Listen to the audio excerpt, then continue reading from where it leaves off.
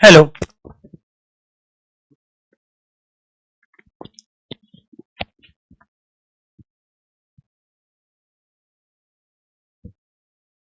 जी नमस्कार साथियों, good morning प्यारे दोस्तों, जय हिंद, वंदे मातरम, राधे राधे।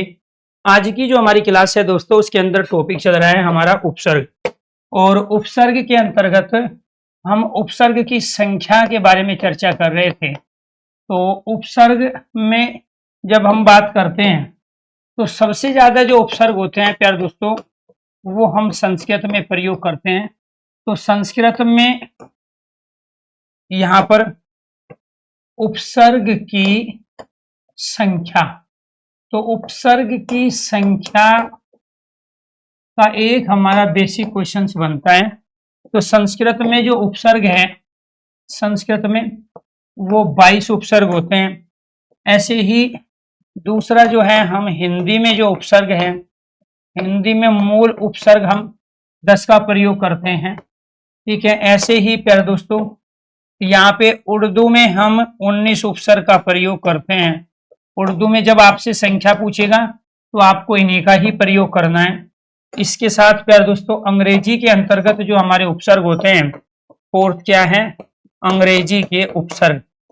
ठीक है। तो अंग्रेजी के जो उपसर्ग हैं अंग्रेजी में, वो होते हैं हमारे 8। तो पिछली क्लास में जो कल हुई थी उसमें हमने अंग्रेजी के उपसर्ग कर लिए थे, उर्दू के उपसर्ग कर लिए थे। आज बारी है हमारी हिंदी के उपसर्ग की। और जरूरी नहीं है वो केवल हिंदी के ही उपसर्ग आपसे पूछे, वो ज्यादातर संस्कृत के पूछता है। तो हिंदी के उपसर्ग, तो हिंदी के उपसर्ग हमारे कौन कौन से हैं जी। हिंदी के अंदर हम एक तो प्यारे दोस्तों प्रयोग करते हैं, ए का प्रयोग करते हैं। और इसी ए से जो बनता है, हिंदी के उपसर्गों में किसका प्रयोग करेंगे, हिंदी के उपसर्ग में ए का प्रयोग करेंगे। इसी ए से बनेगा हमारा अजान बनेगा। इसी ए से प्यारे दोस्तों अविवेक शब्द बनता है, अविवेक। इसी से हम प्रयोग करते हैं असभ्य। इसी से क्या प्रयोग करेंगे, असभ्य का प्रयोग करते हैं। ऐसे दूसरा जो उपसर्ग हम हिंदी में प्रयोग करते हैं वो कौन सा उपसर्ग होता है, अन है।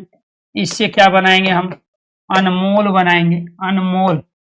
इससे अनबन बनता है, अनबन, अनमोल। ऐसे ही हम यहाँ से प्यार दोस्तों अनहोनी, अनहोनी, ठीक है, अनमोल, अनबन, अनहोली, अनहोली।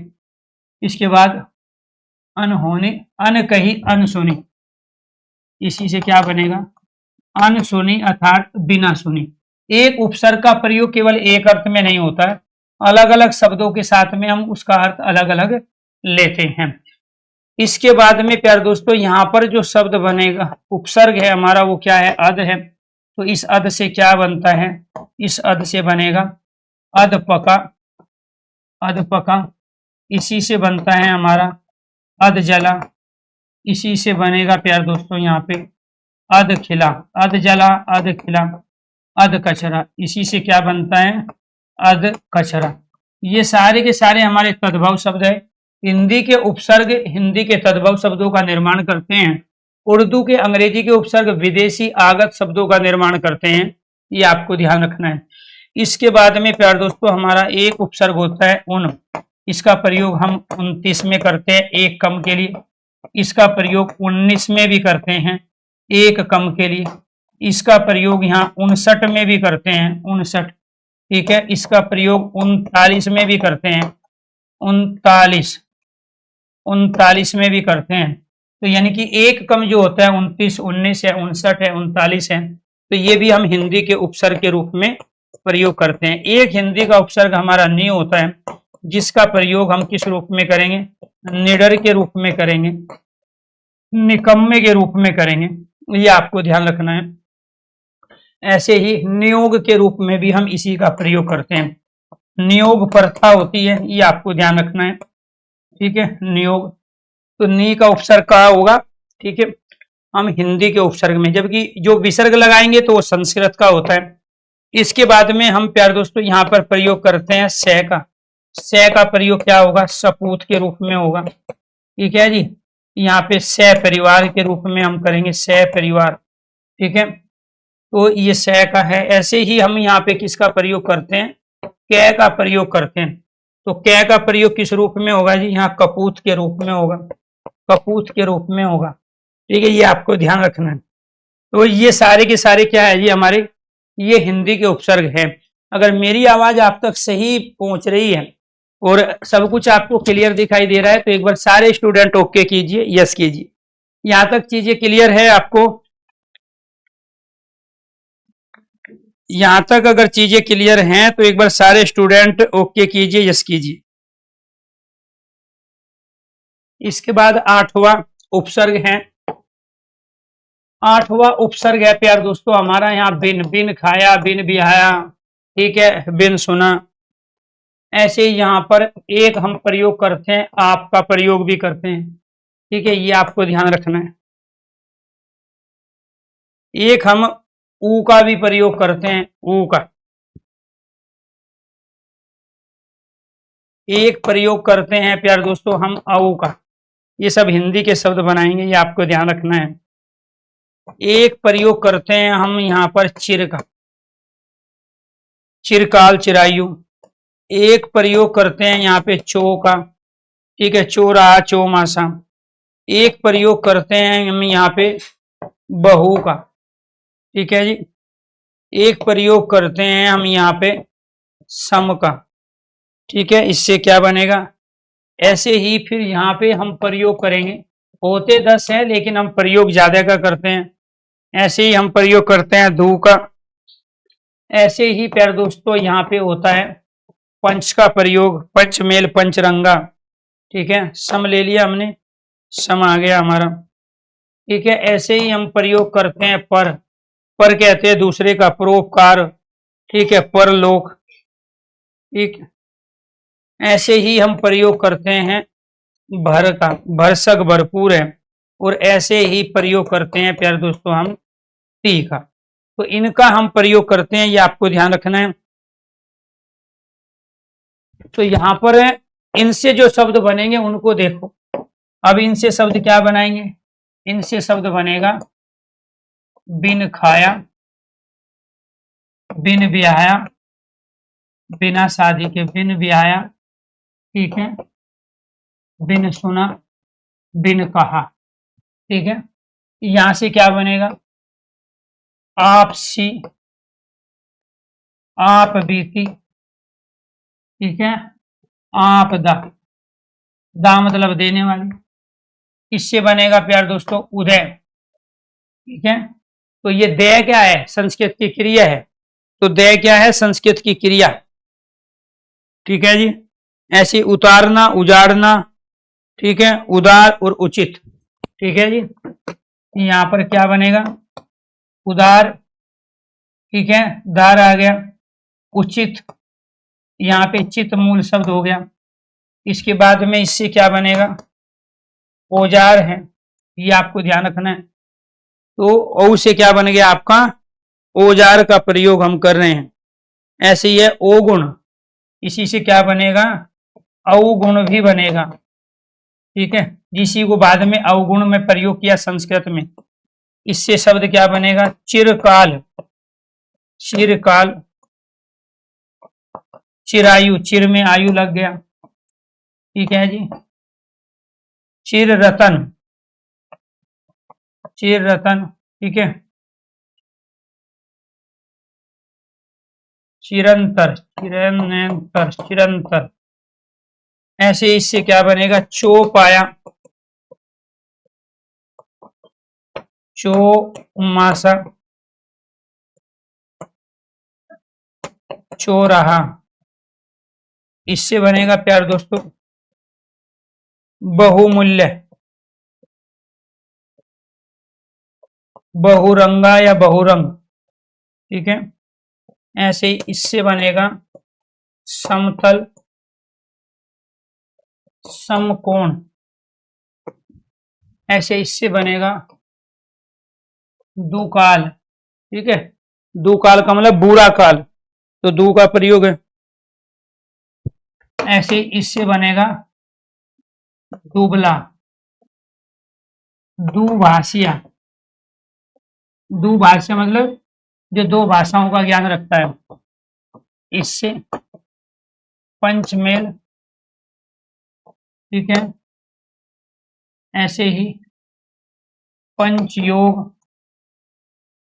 पंचनाग, ठीक है, पंचनद, ठीक है, नद मतलब नदी। तो इससे पंच से क्या बन रहा है हमारा शब्द? पंचरंगा, 5 रंगों वाला। इससे परोपकार, पर मतलब दूसरे का, उपकार क्या कहलाता है? भला कहलाता है, ठीक है जी। कुछ आपको अपने से भी बनाने हैं। परोपकार, परलोक,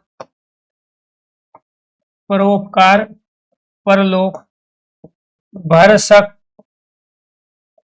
भरपूर, भरपेट, ये भर क्या है? निपात है। ऐसे ही तिराया, इससे क्या बन गया आपका? तिराया बन गया। और तीन रंगा, इससे क्या बन गया? तीन रंगा। आप वो हिंदी पढ़ रहे हो प्यार दोस्तों जिसके बाद में आपको किसी भी तरह के रिवीजन की आवश्यकता नहीं होगी। कोशिश आप करो, ठीक है। बिल्कुल सर, मैं दिल्ली में आजादपुर में रहती हूँ, तो इसका मतलब आप हमारे पड़ोस में हो। बिल्कुल बिल्कुल, तो ये आपको ध्यान रखना है कि यहाँ पर क्या है, इसमें ये दुकाल है जी। दुकाल का मतलब होता है, काल मतलब समय, दू मतलब बुरा, जो बुरा समय होता है, ठीक है। दुबला है, ठीक है, तो दुबले का मतलब होता है, ऐसे ही हम प्रयोग करते हैं, दुकहरा भी प्रयोग करते हैं, ठीक है। दुभाषिया जो दो भाषाओं का ज्ञान करता है, दुबला मतलब जो कमजोर है। पंचमेल जिसमें 5 चीजों को आपस में मिलाया गया हो। पंच योग है, 5 राशियों का योग होता है पंच योग।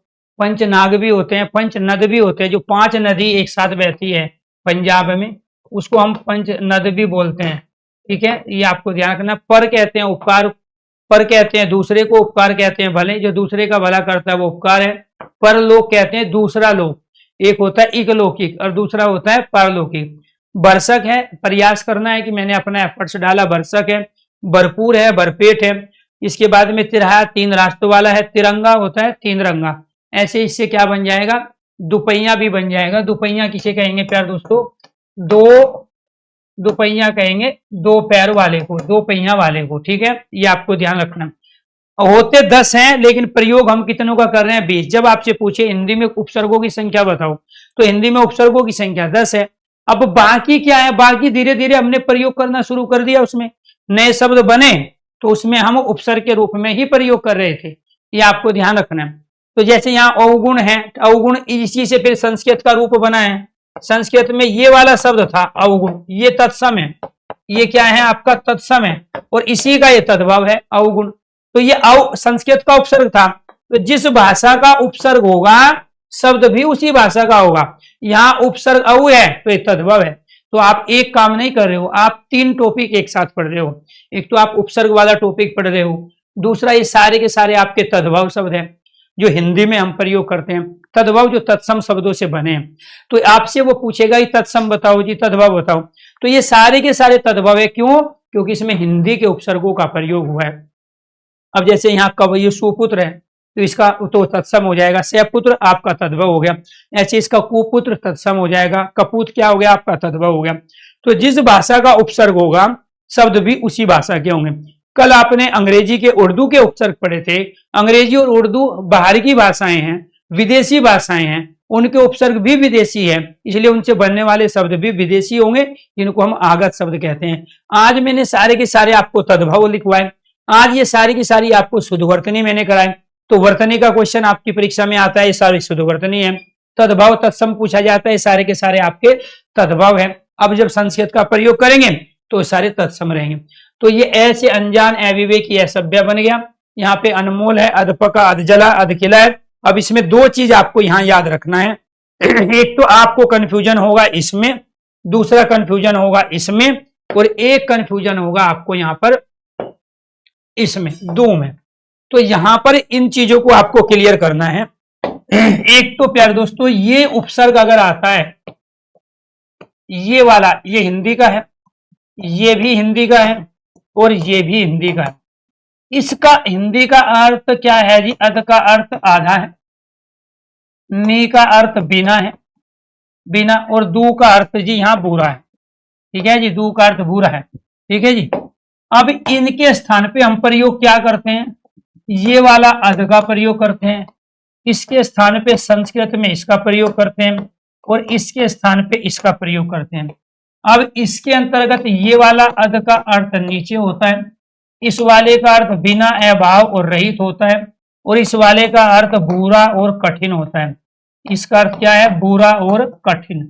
आपने ये देखा होगा कि जिस संदर्भों में हम इनका प्रयोग कर रहे हैं उसी संदर्भ में ये आपके हिंदी के उपसर्ग है, ये क्या है? आपके हिंदी के उपसर्ग है, इसीलिए इनसे जो शब्द बनेंगे वो आपके तद्भव बनेंगे। ये आपके संस्कृत के उपसर्ग है, संस्कृत भाषा की, इनसे जो शब्द बनेंगे आपके वो आपके तत्सम बनेंगे। और ये मैंने यहाँ इनके अर्थ लिखे हैं। अब बात, अगर ये अद आता है तो हिंदी का, ये वाला आता है तो संस्कृत का, नी हिंदी का उपसर्ग, ये संस्कृत का उपसर्ग, ये हिंदी का उपसर्ग, ये संस्कृत का उपसर्ग। बात समझे? तो इसमें कंफ्यूज आपको नहीं होना है। तो यहाँ पर ये जो शब्द हम प्रयोग कर रहे हैं, ठीक है, नी और अद से, ये सारे हिंदी के हैं, निडर, निकम्मा, नियोग में। ठीक है, ऐसे ये भी हमारे हिंदी के ही उपसर्ग है। तो ये आपने सारे के सारे कर लिए। चिरकाल, लंबे समय तक रहने वाला, चिरायु, लंबी आयु को प्राप्त करने वाला, चिर रतन, जो लंबे समय से चला आ रहा हो, चौपाया, 4 पैर वाला, चौमासा, 4 महीने, बरसात के, सर्दी के, गर्मी के, चौराहा, 4 रास्ता हो गया। बहुमूल्य, जो वास्तव में जो बहुत कीमती होता है। बहुरंग, जिसके अनेक रंग होते हैं। समतल, समकोण है, समतल मतलब एक साथ बराबर होता है। समकोण, जिसके अंदर 90 अंश का एक कोण दिया होता है, ठीक है, वो कहलाता है समकोण, जिसके अंदर 2 त्रिभुज निकल आते हैं। दुकाल, ठीक है, दुबला है। पंच है, ये सारे आप, पर का मतलब दूसरा होता है, दूसरे का भला करना।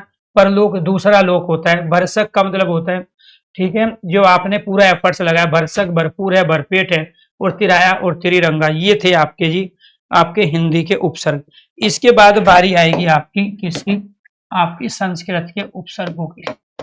इसकी बारी आएगी संस्कृत के उपसर्ग। संस्कृत के उपसर्ग, संस्कृत में हम 22 उपसर्गों का प्रयोग करते हैं। इन 22 के अलावा कुछ गतिक शब्दों का भी प्रयोग होता है। तो संस्कृत के उपसर्ग क्या होंगे जी? संस्कृत में हम एक उपसर्ग का प्रयोग करेंगे, आंग। जो आज के टाइम में हम आंग के स्थान पर आ का प्रयोग कर रहे हैं। क्यों? क्योंकि इसके नीचे यहाँ हलंत है, और जब हलंत है तो हलंत वाले का लोप हो जाता है, तो शेष क्या बच जाता है, आ। तो ये जो प्रयोग हुआ है आपका, ये कहाँ प्रयोग हुआ है, ये प्रयोग हुआ है आजन्म में, ये प्रयोग हुआ है आजीवन में, इसका प्रयोग करेंगे हम आमरण में, इसका प्रयोग करेंगे आहरण। आहरण मतलब होता है निकालना, बैंक से जो पैसे निकालते हैं वो क्या कहलाता है, आहरण कहलाता है। ऐसे ही प्यारे दोस्तों हम किसका प्रयोग करते हैं यहाँ पर, ठीक है, अप का प्रयोग करते हैं, ठीक है, अपमान है, अपयश है, अपकर्ष है, और अपमानित है। ऐसे ही यहाँ पर हम प्रयोग करेंगे अव का, अवसान। अवसान मतलब होता है ढलना, अवतार, ठीक है,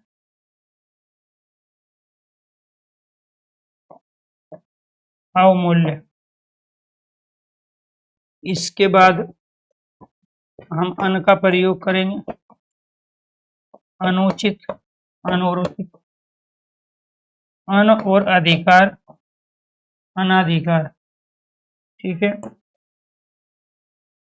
अन्व्य, ठीक है, इनमें सब में क्या है जी, अनउपसर्ग। कुछ में हम डायरेक्ट कर लेते हैं, कुछ में हमें संधि भी देखना पड़ता है। इसके बाद में अभी, अभ्युदय,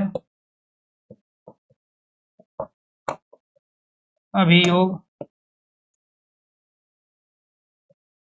अभ्यंतर,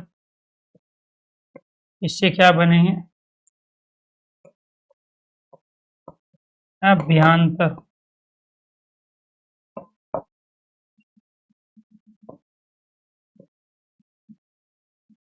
अभ्युदय, अभियोग, अभ्यंतर, अभिमत।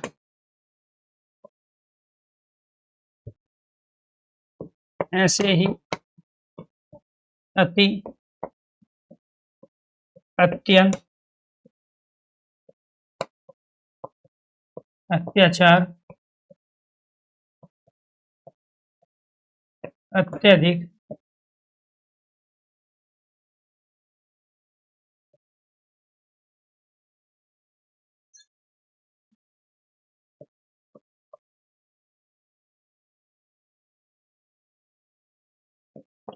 अति उत्तम।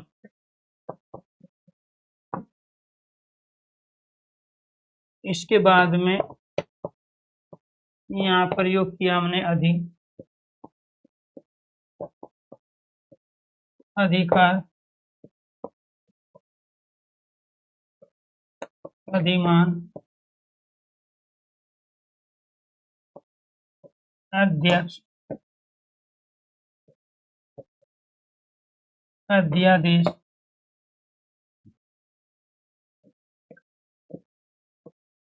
अध्ययन और अध्याय। इन सब में अधि उपसर्ग का प्रयोग है। ये ए और आ से बनने वाले उपसर्ग ले लिए जी मैंने सारे, ठीक है जी। तो ये क्या है, अगले सप्ताह आ जाएगी जी बुक, ठीक है। वो नोट्स की बुक है एक तरह से, जो भी मैं सारी चीजें लिख रहा हूँ, ठीक है, तो उसी फॉर्मेट में है। तो यहाँ संस्कृत के जो उपसर्ग है 22 हैं, उनमें से कुछ उपसर्ग हमने ले लिए ए और आ से बनने वाले। तो ये सारे के सारे आपके तत्सम शब्द हैं, ठीक है। क्यों, क्योंकि ये संस्कृत के उपसर्गों से मिलकर बने हैं। जिस भाषा का उपसर्ग होगा शब्द भी उसी भाषा का होता है। इसके बाद में प्यारे दोस्तों हम यहाँ पे क्या प्रयोग करेंगे, यहाँ पर है, परती है, पर, परती, परि, परा, पर, परती, परि, परा, ठीक है जी। ऐसे नि, निर, निश,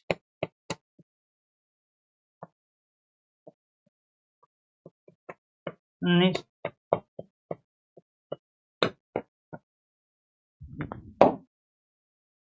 अब इनसे शब्द क्या बनेगा जी? प्रकाश, प्रवेश, प्रहार, प्रखर। इससे शब्द क्या बनेगा? प्रतिमान, प्रतिरूप। प्रतिमान कहते हैं मॉडल को। प्रतिरूप, प्रत्यक्ष, प्रत्यक्ष, प्रत्युत्तर, प्रत्याहार, प्रत्योष। आपने संधि पढ़ी इससे पहले, ये सब संधि के माध्यम से पता चलेगा। ठीक है जी। ऐसे ही यहाँ पर परिक्रमा, परिभ्रमण, पर्याप्त, पर्यावरण। ठीक है जी। परिवर्तन, परिवर्तन। ऐसे ही परावर्तन, पराक्रम, पराजित, पराभव।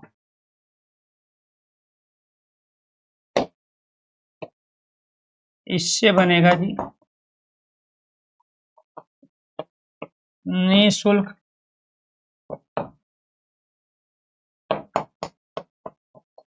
निशब्द, निःशुल्क, निशब्द।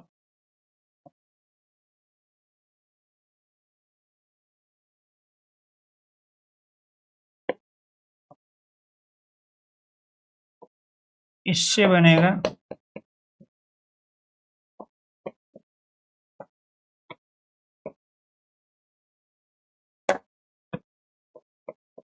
निराशा, निरादर, निराकार,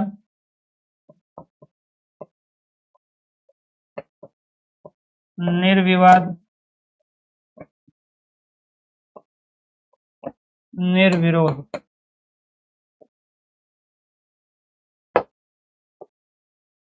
इससे शब्द बनेगा निसंदेह, निस्तेज। इससे शब्द बनेगा निश्चय, निश्चल, निश्चल, निशंक, निशंक और निश्चित। इससे शब्द बनेगा निष्फल, निष्काम, निष्कासन, निष्कर्ष। तो ये सारे के सारे क्या है जी? आपके तत्सम शब्द। ठीक है। हाँ, बस आप थोड़ा सा और वेट कर लो। रीजन क्या है ना, उसमें चीजें मैं ऐड करता जा रहा हूँ। पहले मैंने सोचा कि हिंदी व्याकरण की बुक अलग निकालेंगे, हिंदी शब्दावली साहित्य की अलग है, फिर मैंने एक साथ ही कर दिया। तो कंप्लीट हिंदी की बुक है प्यारे दोस्तों। वो बुक नहीं कहेंगे, क्लास नोट्स हैं, क्योंकि बुक पढ़ के तो फिर आपको नोट्स बनाने पड़ते हैं। मैं कोशिश ऐसी कर रहा हूँ कि आपको केवल उसको पढ़ना पड़े, समझने की भी आवश्यकता ना पड़े। ठीक है। तो इसलिए जहां देखो कोई चीज सबर का फल मीठा होता है, तो वास्तव में बहुत मीठी बुक होगी वो। ठीक है। ना आपको पीडीएफ सेव करनी, ना आपको नोट्स बनाने हैं, ना आपको किसी से डाउट पूछने हैं, ना आपको कभी लाइफ में शॉर्ट ट्रिक से पढ़ने की आवश्यकता पड़ेगी। तो ये सारे के सारे क्या है जी हमारे, ये संस्कृत के उपसर्ग हैं और इनसे बनने वाले सारे के सारे शब्द एक पंथ चार काज कर रहे हैं हम। एक तो ये सारी शुद्ध वर्तनी लिखी हुई है, ये वर्तनी के रूप में पूछे जाते हैं। दूसरा इनमें उपसर्ग पूछा जाता है, ये उपसर्ग दूसरा टॉपिक हो गया। तीसरा ये सारे के सारे तत्सम हैं। चौथा इनका शाब्दिक अर्थ, पर्यायवाची भी पूछा जाते हैं। तो इसलिए शाब्दिक अर्थ निसंदेह, बिना संदेह के, निस्तेज बिना तेज के। तो ये आपको ध्यान रखना है, एक पंथ चार काज हम यहां कर रहे हैं। ऐसे ही यहां से हमने दू ले लिया, इसके बाद में दूर है, दुस है, ये वाला दुस है और ये वाला दुस है। सम है, यहाँ उप है, उप, ये सु है, ये भी सारे से आपके संस्कृत के ही उपसर्ग हैं। दुश्चिंता, ये आपको ध्यान रखना है। इसके बाद में दुर्दशा, दुर्दिन, दुर्गम, दुर्गम, ऐसे ही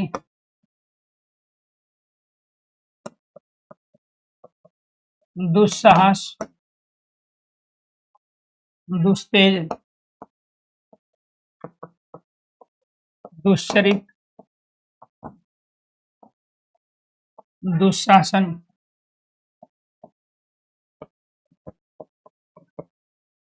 दुष्परिणाम, दुष्कर,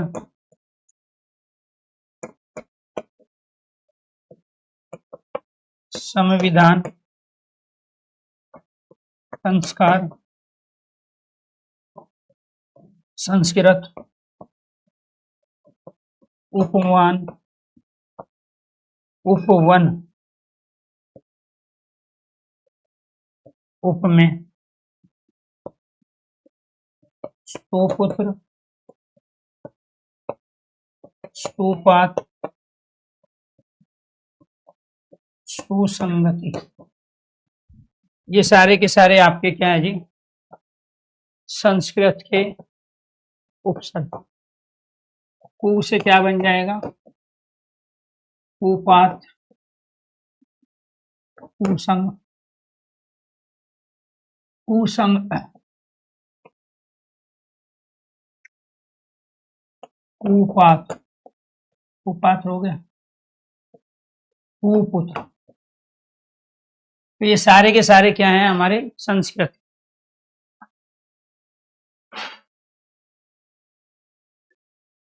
थैंक यू ठीक, चलो।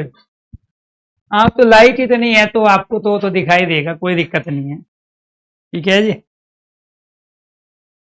Very good. अब इसमें जो बच गए उनको और लिखते हैं। अति, अधि हो गया, अनु हो गया जी।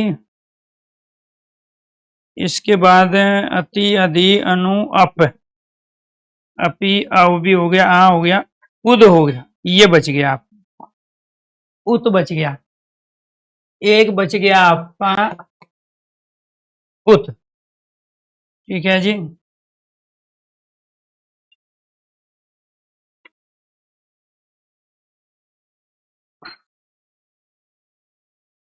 एक बच गया आपका अपी।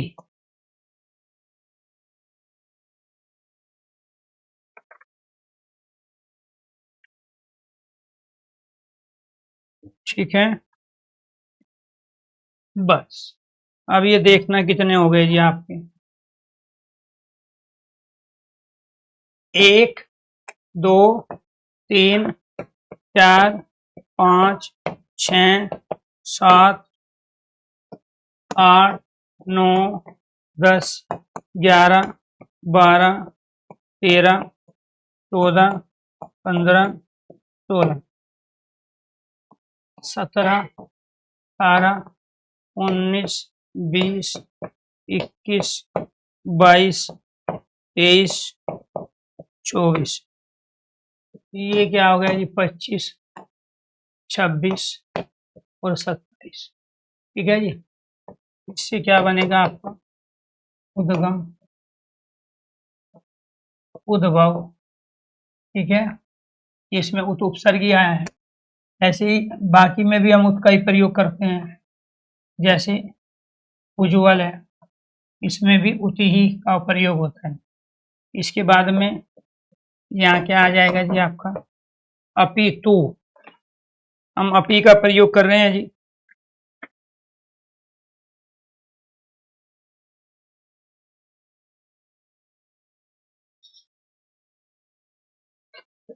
अपिधान, अपिधान। ठीक है जी, ये आपको ध्यान रखना। तो ये 27 का हमने प्रयोग किया, यानी कि प्रयोग की दृष्टि से 22 हम प्रयोग करते हैं, प्रयोग की दृष्टि से हम 27 प्रयोग कर रहे हैं। जब वो आपसे उपसर्ग की संख्या पूछेगा तो आपको 22 ही बतानी है, हिंदी में पूछेगा तो 10 ही बतानी है, बाकी धीरे धीरे हम इसमें ऐड करते जा रहे हैं, प्रयोग करते जा रहे हैं गतिक शब्द के रूप में। अब गतिक शब्द क्या है, इनके अलावा भी हम कुछ गतिक शब्दों का प्रयोग करते हैं, इनके अलावा भी हम क्या करते हैं, कुछ गतिक शब्दों का प्रयोग करते हैं। गतिक शब्द क्या होते हैं, उपसर्ग की भांति प्रयोग होने वाले, उपसर्ग की तरह प्रयुक्त। ठीक है जी, जो उपसर्ग की तरह प्रयुक्त करते हैं उनको हम क्या कहते हैं, गतिक शब्द कहते हैं। गतिक शब्द क्या होते हैं हमारे, जैसे अंतर है, बहिर है, पुनर है और प्राग है, ये हमारे गतिक शब्द। इससे शब्द क्या बनाएंगे, इससे शब्द बनाएंगे हम अंतर्धान, इससे शब्द बनाएंगे अंतरराष्ट्रीय। ठीक है जी, अंतरराज्य भी बनेगा, इसी से बनेगा अंतरराज्य। ठीक है, इससे बनेगा जी आपका बहिर्गमन, बहिर्मुखी, इससे बनेगा पुनरावलोकन, इससे बनेगा पुनर्जन्म, इससे बनेगा प्रागजात और इससे बनेगा प्रागे इतिहास।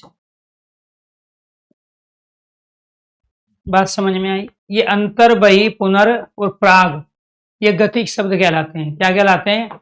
संस्कृत के उपसर्गों की भांति हम इनका प्रयोग करते हैं। ये भी सारे के सारे आपके तत्सम ही शब्द हैं। इनसे बनने वाले, देखो अपि अपने आप में है क्या, उस बात को समझना आप। अपि हम उपसर्ग के रूप में भी प्रयोग कर रहे हैं क्योंकि शब्दांश है, और अपि हम प्यार दोस्तों हिंदी में इसके स्थान पे भी का प्रयोग करते हैं। भी एक निपात है, संस्कृत में अपि भी निपात है, यानी कि उपसर्ग अविकारी शब्द होते हैं। बात को सुनना ध्यान से कि मैंने संख्या हिंदी में 10 बताई, संस्कृत में बताई 22। ठीक है, लेकिन उसके बावजूद भी मैंने कुछ ज्यादा आपको कराए। उसका रीजन ये था कि कुछ निपात जो होते हैं, कुछ अव्यय शब्द जो हमारे होते हैं वो भी अविकारी होते हैं, किसी लिंग वचन काल कारक में बदलते नहीं है। कई बार जब हम उनका प्रयोग किसी शब्द से पहले करते हैं तो वो शब्दांश के रूप में प्रयुक्त होते हैं। तो जैसे यहाँ अपितु में प्रयोग है तो अपि और तू आ गया यहाँ पे, तो इससे शब्द बन गया, वो बनेगा अविकारी शब्द ही। तो अविकारी शब्द अव्यय और निपात से बनने वाले शब्द भी अविकारी ही रहेंगे, वो पूरे के पूरे शब्द किसी लिंग वचन काल कारक में बदलेंगे नहीं। तो हम उपसर्गों के रूप में कुछ निपातों का भी प्रयोग कर रहे होते हैं, जैसे यहाँ अपि अपने आप में संस्कृत का निपात है, हिंदी में हम इसका प्रयोग भी के सेंस में करते हैं। तो ये आपको ध्यान रखना। अब इसके अंतर्गत क्या है ये तो आपको क्लियर दिखाई दे रहा होगा, ये वाला आधार है और अवलोकन का यहाँ ए आएगा, तो इसमें दो उपसर्ग हो गए, एक पुन हो गया, एक अव हो गया। ठीक है, ये आपको ध्यान रखना है। तो यह क्या कहलाया आपका पुनर्अवलोकन, मतलब दोबारा से किसी चीज को अच्छी तरीके से देखना। पुनर्जन्म दोबारा से जन्म, तो यहां पर आप इनके स्थान पे ये भी प्रयोग कर सकते हैं। इनके स्थान पे ये बने कैसे हैं उसको देखो आप, ये बने हैं इनसे, ये इनसे बने, ये वाला विसर्ग रे में बदल गया। ये कैसे बने हैं, ये वाला बना है इससे, ये वाला विसर्ग रे में बदल गया। ये कैसे बने हैं, ये बने इससे, ये वाला रे में बदल गया। ये किससे बना है, ये आपका क्या है, और इसी के स्थान पे क्या होगा, प्रत्येक वर्ग का पहला अपने वर्ग के तीसरे में, प्रत्येक वर्ग का पहला अपने वर्ग के तीसरे में। कै वर्ग का तीसरा वर्ण कौन सा है, कै खे गे, इसमें भी कै खे गे ये आ गया। अब प्रागैतिहासिक शब्द को समझो, ये बना कैसे है।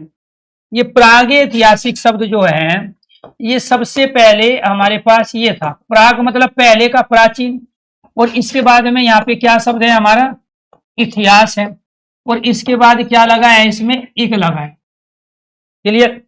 तो ये प्रागैतिहासिक जो शब्द है, यहां पर हमने जब इक का प्रयोग करोगे तो इसके स्थान पर आपको ध्यान रखना क्या हो जाएगा, आपका ऐ हो जाएगा, क्योंकि जब भी आप इक प्रत्यय का प्रयोग करते हो ई का ऐ में परिवर्तन होगा, तो इससे जो शब्द बनेगा वो बन जाएगा आपका ऐतिहासिक। क्या बन जाएगा, आपने इसमें एक प्रत्यय लगा लिया। अब जब आपने एक प्रत्यय लगाया, अब इसमें ये जोड़ दो प्रा, अब ये बदल जाएगा गे में, ये किस में बदल जाएगा, गे में, या मैं यहीं पे बदल देता हूं इसको, ये आधा गे में, ये जो बदल गया आपका प्रत्येक वर्ग का पहला अपने वर्ग के तीसरे में बदला। अब ये वाला आधा गे और ये वाला ऐ जोड़ेंगे तो ये क्या बनेगा, आपका गे बनेगा। अब इससे ये थी आपकी पहली कंडीशन, ये थी आपकी दूसरी कंडीशन, तीसरी कंडीशन में जाके आपका शब्द बन गया प्रागैतिहासिक, ये बन गया जी। कुछ बात समझ में आया, ठीक है। प्राग मतलब पहले का, प्राचीन, इतिहास, जो प्राचीन इतिहास है वो क्या कहलाया, प्रागैतिहासिक कहलाया। तो ये क्या थे जी, आपके संस्कृत के उपसर्ग थे। किसमें गणित की क्लास आ रही है सर, जी जी राघव जी बताइए जी।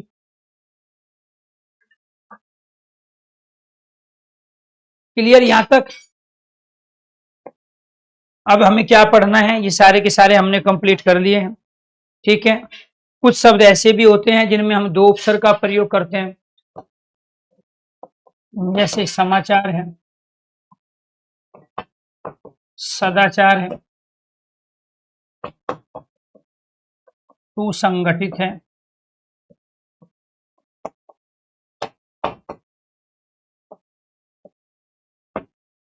निराभिमान है, निराभिमान, इन सब में क्या है जी, दो उपसर्ग का प्रयोग हमने किया है। पर्यावरण है,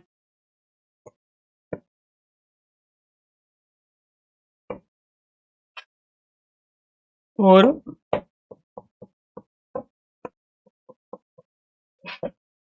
पुनरावलोकन है।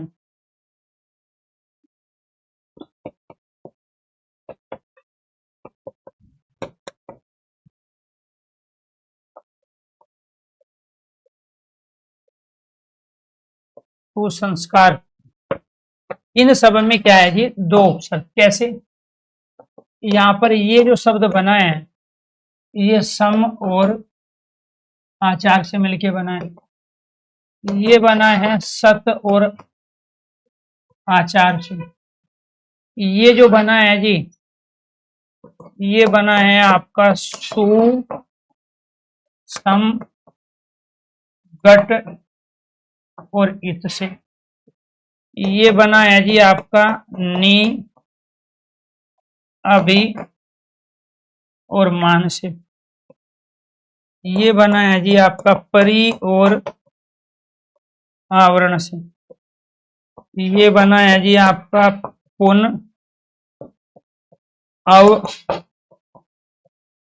और लोकन से।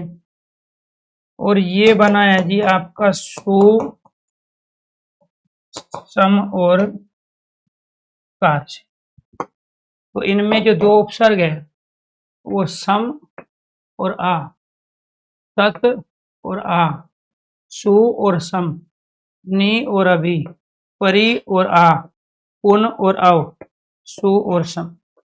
दो उपसर्गों से निर्मित शब्द, दो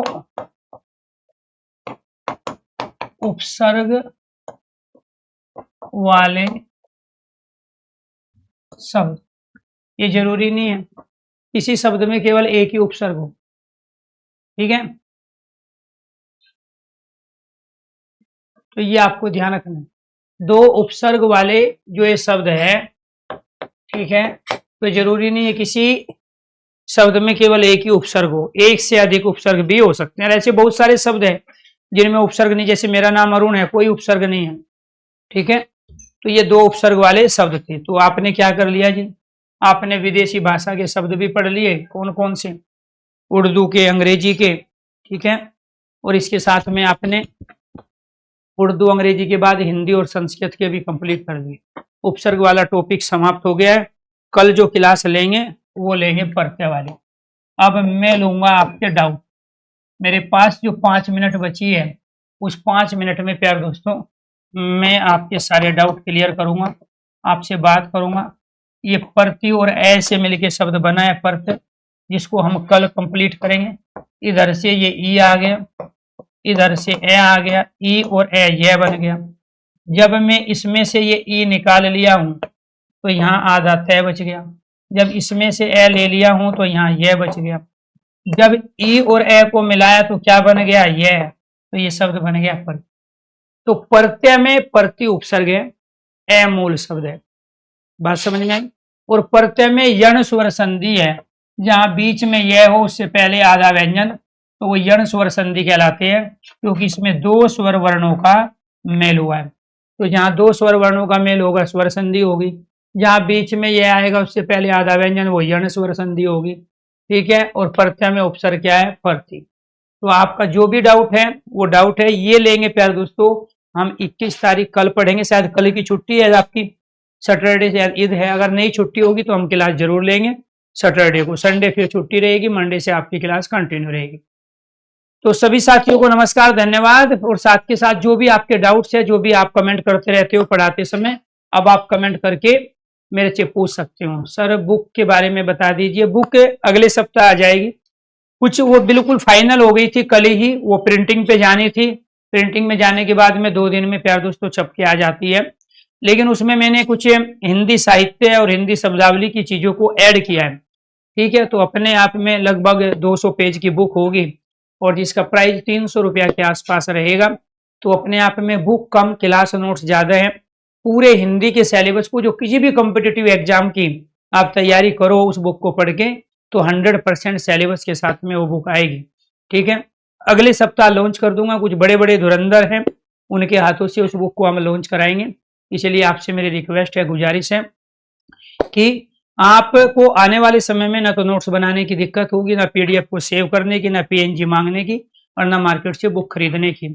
एक ऐसी बुक जिसके अंतर्गत प्यार दोस्तों किसी भी टॉपिक से बनने वाली हर तरह की क्वेश्चंस की वैरायटी को शामिल किया गया है।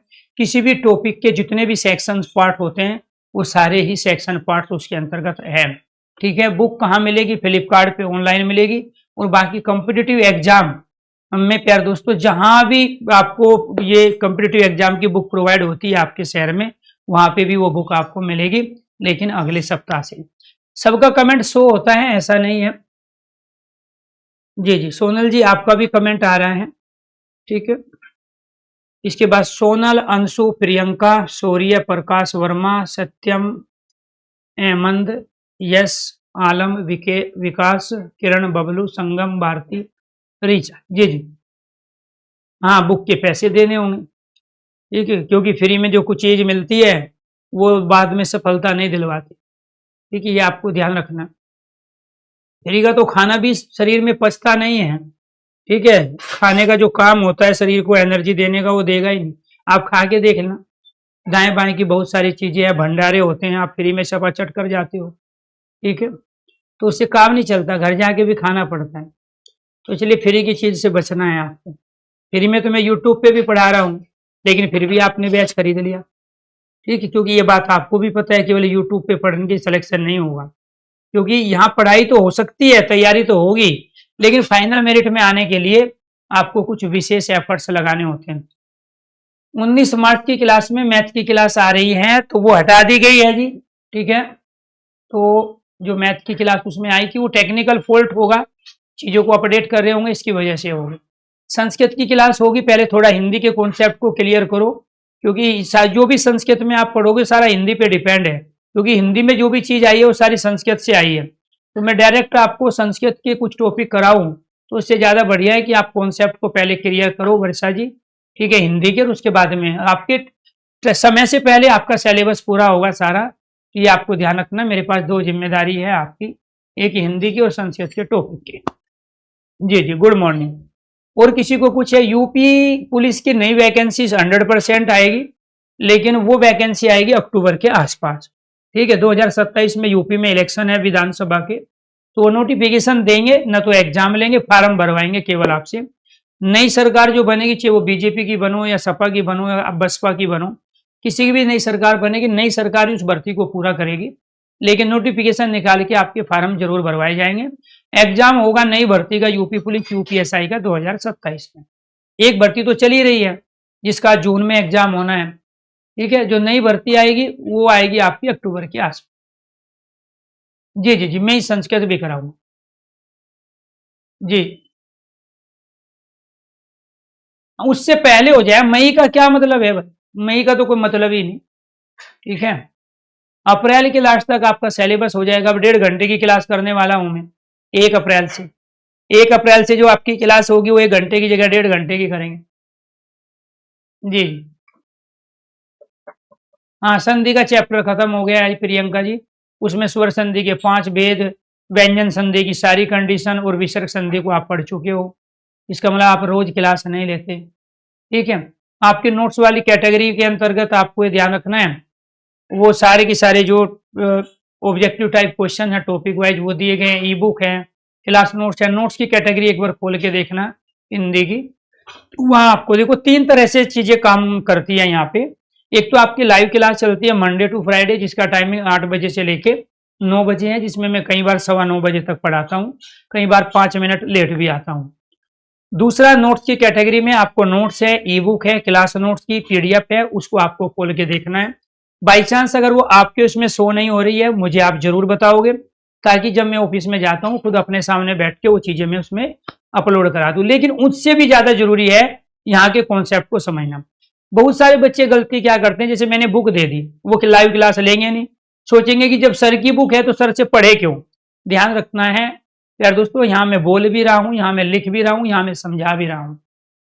यहाँ मैं 3 काम कर रहा हूँ, पहले मैं लिख रहा हूँ, फिर आपको उसको साथ के साथ बोल के पढ़ा रहा हूँ, और उसके बाद में लास्ट में समझा भी रहा हूँ। यहाँ मैं तमाम वे क्वेश्चन लेके आता हूँ जो गलतियां आप आमतौर पे पेपरों में करते हो या पेपर से पहले प्रैक्टिस के दौरान करते हो। तो इसीलिए आपको यह ध्यान रखना है कि यहां पर जब आप टीचर के साथ जुड़े हो तो उससे बढ़िया, उससे बड़ी कोई चीज होती ही नहीं है। कुछ बच्चे क्या करते हैं, जैसे मैंने नोट्स के कैटेगरी में आपको 100 पीडीएफ दे दी, तो कुछ बच्चे तो बिल्कुल खोल के नहीं देखेंगे, कुछ क्या करेंगे पीडीएफ के पीछे ही पढ़ेंगे, बाकी लाइव क्लास नहीं लेंगे, ना ये वीडियो सुनेंगे कि बाद में सुन लेंगे। बात कभी नहीं आती। कॉम्पिटिटिव एग्जाम के दौरान जब आप तैयारी करते हो तो न तो आपका कभी कल आएगा ना कभी बाद आएगी। आज का काम आज ही कंप्लीट करो, कल आपको बहुत सारे दूसरे काम है। इसलिए रोज अपनी चीजों से फ्री होना बहुत ज्यादा जरूरी है। और मैं दावे के साथ कह रहा हूं कि जो बच्चा लाइव क्लास अटेंड कर रहा है उसको किसी भी चीज की रिक्वायरमेंट नहीं होगी। मैं वो चीजें टाइमली आपको देता हूं। पहले इस कॉन्सेप्ट को क्लियर करो, फिर पीडीएफ से क्वेश्चंस करो, फिर यूट्यूब पे प्रैक्टिस करो, ठीक है। ये तरीका होता है अपने आप में हिंदी के सारे क्वेश्चनों को सही करने का। कुछ बच्चे क्या करेंगे, क्लास लेंगे ही नहीं, अपने डाउट्स क्लियर करेंगे नहीं, ठीक है, धनाधन प्रैक्टिस करते जाएंगे। इसलिए आपको केवल एक किताब पे, केवल यूट्यूब पे डिपेंड नहीं होना। आपको सबसे पहला काम है कॉन्सेप्ट की क्लियरिटी। जब कॉन्सेप्ट क्लियर हो जाए अपने खुद के नोट्स तैयार करना। अगर खुद के नोट्स तैयार नहीं करना है तो टीचर के जो नोट्स है उससे रिवीजन करना, और उसके बाद में प्रैक्टिस सेशन में जाना। संधि आपका कंप्लीट हो गया। Hindi by Arun sir YouTube channel पे जो 2 टॉपिक मैंने आपको कंप्लीट कराए हैं, वर्णमाला और संधि, वे दोनों ही एक कल की क्लास में हुई, एक आज हुई। तो आपसे मेरी ये गुजारिश है कि जो जो टॉपिक कंप्लीट होते रहे उस टॉपिक की आपको प्रैक्टिस करनी है।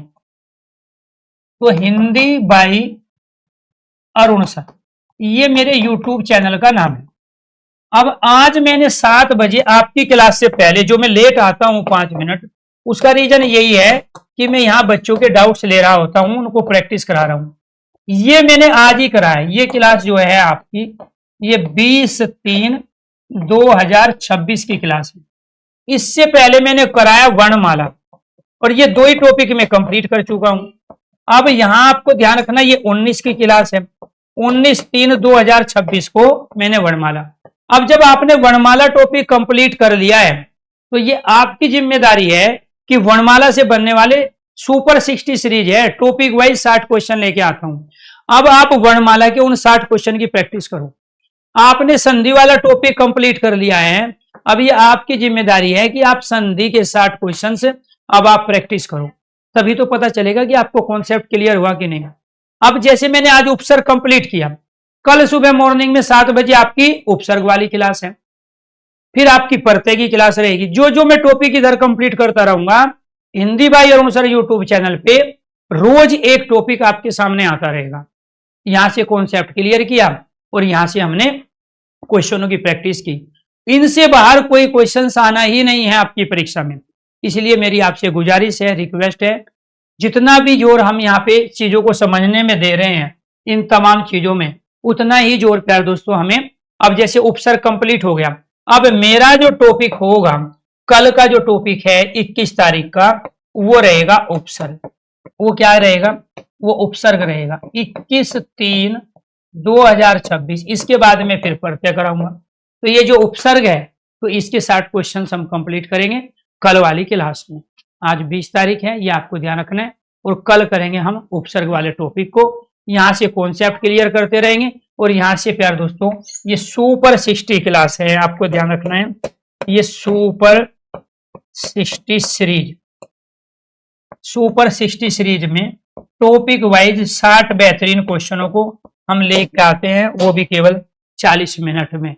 वहां भी कॉन्सेप्ट की क्लियर आपको कराते रहते हैं। तो अगर हम इस 2 तरीके से कॉन्सेप्ट को क्लियर कर ले, फिर उसको प्रैक्टिस कर ले, आपको कुछ भी अपने पास रखने की आवश्यकता नहीं है।